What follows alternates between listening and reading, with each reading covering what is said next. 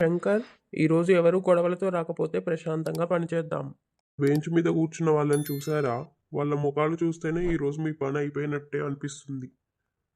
Sir, ముందు నా complaint. చెప్పు లింగయ్య.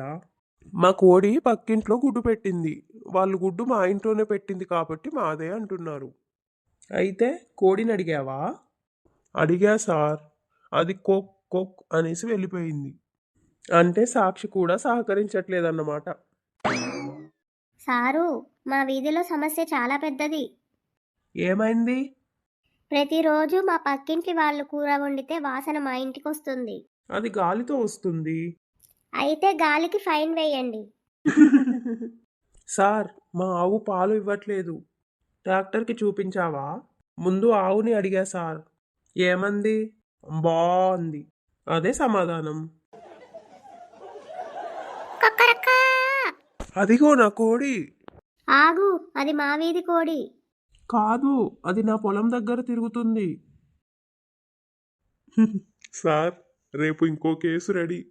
ఏంటి? ఈ కోడి ఎవరితో తేల్చాలని. శంకర్, నిన్న కోడి కేసు ముగిసిందనుకున్నా.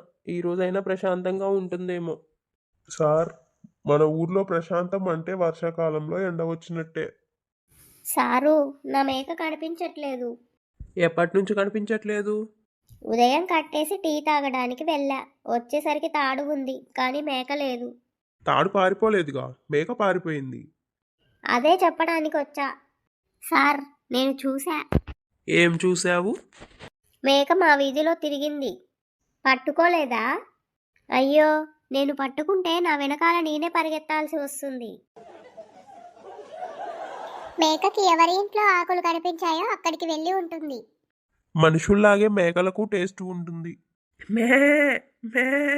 అయ్యో, అదిగో నా మేక. మీ మేకకు కూడా ప్రభుత్వ మొక్కలే నచ్చాయా? చంద్రయ్య, ఇక నుంచి మేకను బాగా కట్టు. కడతా సార్. ముందు మేకకి చెప్పు పంచాయతీ ఆఫీస్కి రావద్దని. సార్, ఈరోజు కేసు క్లోజ్. సారు, మా గాడిద కనిపించట్లేదు. అయ్యో దేవుడా, రేపు సెలవు పెట్టేస్తా. సారు, నాకు న్యాయం చెయ్యాలి, లేకపోతే నేను టీ షాప్ మూసేస్తా. ఏమైందిరా? మన ఊర్లో టీ తాగే వాళ్ళు ఎక్కువ, డబ్బులు ఇచ్చే వాళ్ళు తక్కువ. లింగయ్య, ఇట్రా. నీకు రాము దగ్గర అప్పుందా? ఉందిలే సార్, కానీ చిన్నదే. చిన్నదా? 3 సంవత్సరాల నుంచి రాస్తున్నా. సార్, లింగయ్య 186 టీలు, 42 బిస్కెట్ ప్యాకెట్లు, 18 బజ్జీలు. అయ్యో, నువ్వు టీ షాపుని ఇంటిలా చేసుకున్నావే. సార్, నేను మాత్రం అప్పు పెట్టను. అవును, నువ్వు డబ్బులు కూడా పెట్టవు, ఎదుటివాడి టీనే తాగేస్తావు. సార్, నా పేరు కూడా అప్పుల పుస్తకంలో ఉందట.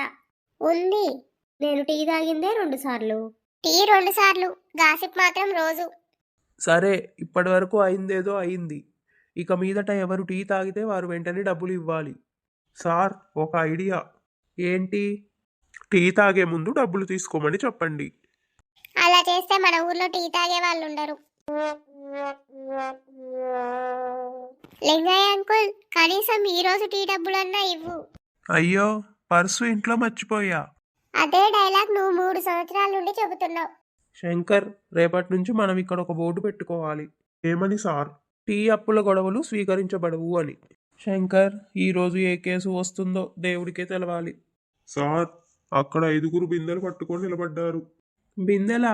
అంటే నీళ్ళ గొడవే అయి ఉంటుంది. సార్, ముందు నా మాట. కాదు, ముందు నా మాట. అరే, ఇద్దరు ఒక్కొక్కరుగా చెప్పండి.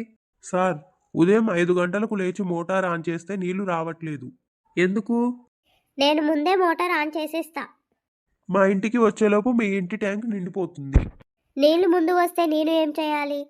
సార్, నా సమస్య ఇంకా పెద్దది. ఏమైంది? మా ఆవు దాహంతో మోటార్ దగ్గరే నిలబడిపోతుంది. ఆవుకి కూడా టైమింగ్ తెలుసు.